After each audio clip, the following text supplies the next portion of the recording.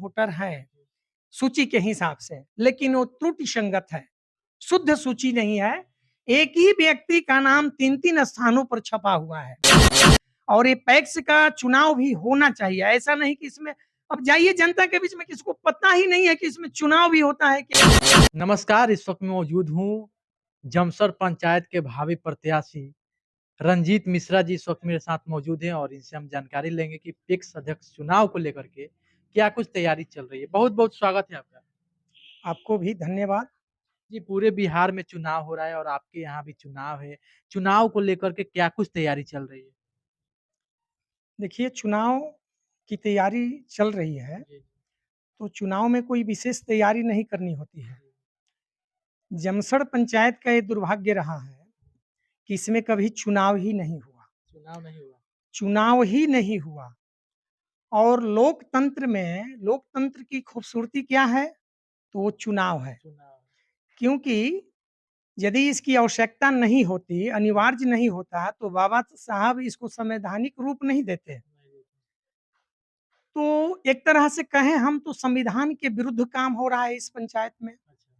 जब से पैक्स का यहाँ काम चल रहा है, तो शुरू में एक समय चलता था जब 10 लोग बैठते थे और उसी में हाथ उठा दिया जाता था, किसी को मान लिया गया।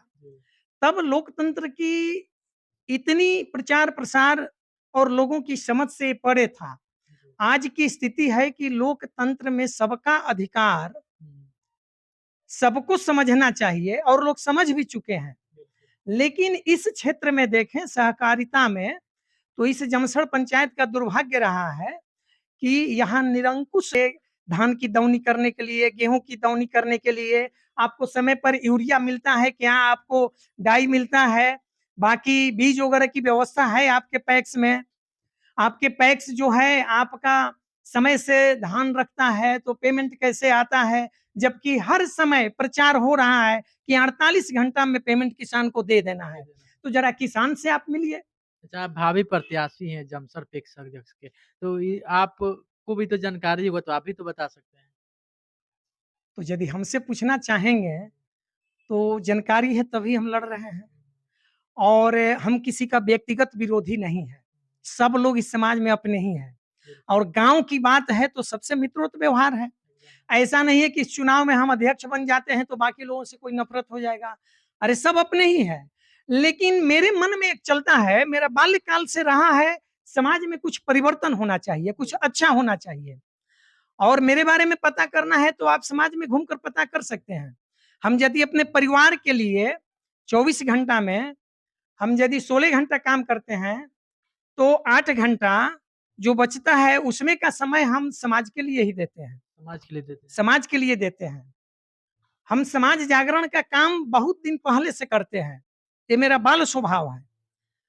हम लोग जब अभी उच्च विद्यालय के विद्यार्थी रहे, तो अभी उस समय हम लोग के समय में इतना ट्यूशन वगैरह का सब जोड़-तोड़ पर व्यवस्थाएँ नहीं थी। अच्छा, तो आपके बच्चों को बैठाकर शिक्षा देने का काम, उन्हें सही मार्ग देने का काम उस समय भी चलता था।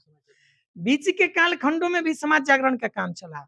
हमें इस चुनाव में आने का एक ही मकसद है कि परिवर्तन होना चाहिए, लोकतांत्रिक व्यवस्था का जो रूप है उसको सामने लाना चाहिए और ये पैक्स का चुनाव भी होना चाहिए। ऐसा नहीं कि इसमें अब जाइए जनता के बीच में, किसको पता ही नहीं है कि इसमें चुनाव भी होता है क्या? ऐसा लोग पूछ रहे हैं।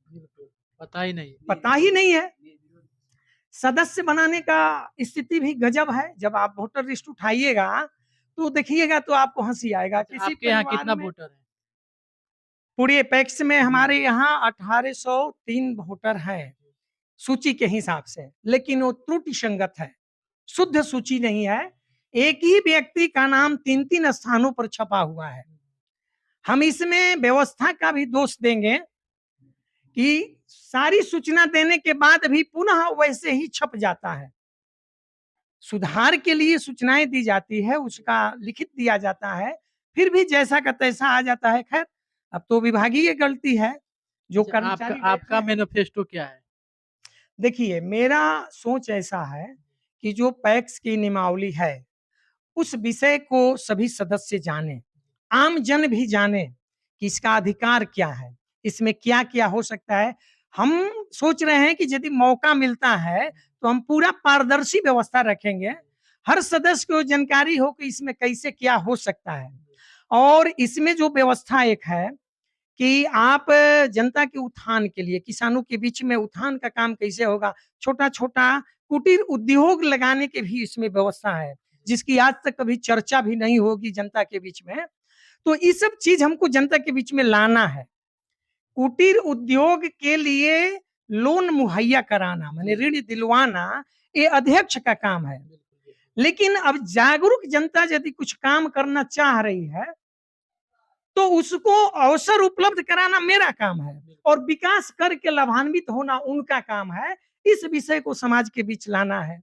और जो संस्था से बाकी चीजें, उपकरण, खाद, बीज जो कुछ मिलने वाला है, तो मेरा प्रयास यही रहेगा कि ससमय वो उपलब्ध रहे अपने गोदाम पे और उससे हमारे किसान भाई लाभान्वित हो, जितना मुझसे हो सकेगा।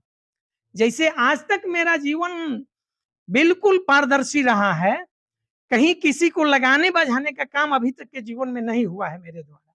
यह चीज पैक्स में भी दिखे और लोगों को लगे कि हाँ, हम परिवर्तन किए हैं, तो उसका कुछ परिणाम भी सामने आ रहा है। मेरा यही सोच है और यही प्रयास रहेगा।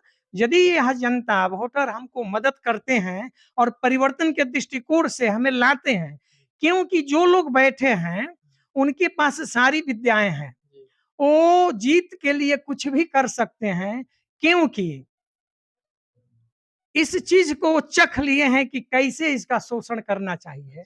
लेकिन हमें शोषण मुक्त पैक्स को स्थापित करना है अपने जमसर पंचायत में। अच्छा, जनता से क्या कुछ कहिएगा जो लोग देख रहे हैं आपके जमसर पंचायत के लोग? बस अपने मतदाता भाइयों से यही कहेंगे कि आप किंतु परंतु से आगे निकल जाइए और मेरा तेरा का भाव छोड़िए।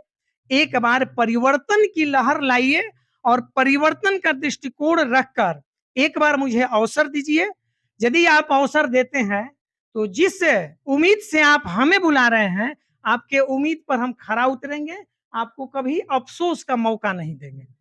चलिए, जमसर पैक्स अध्यक्ष जमसर जमसर पंचायत के भावी पैक्स अध्यक्ष रंजीत मिश्रा जी से बात हो रही थी। बाकी इनके बातों से आप लोग क्या कुछ सहमत है, कमेंट बॉक्स में राय आप लोग जरूर दीजिएगा। आप लोग देख रहे थे एक साथ, मैं धन्यवाद।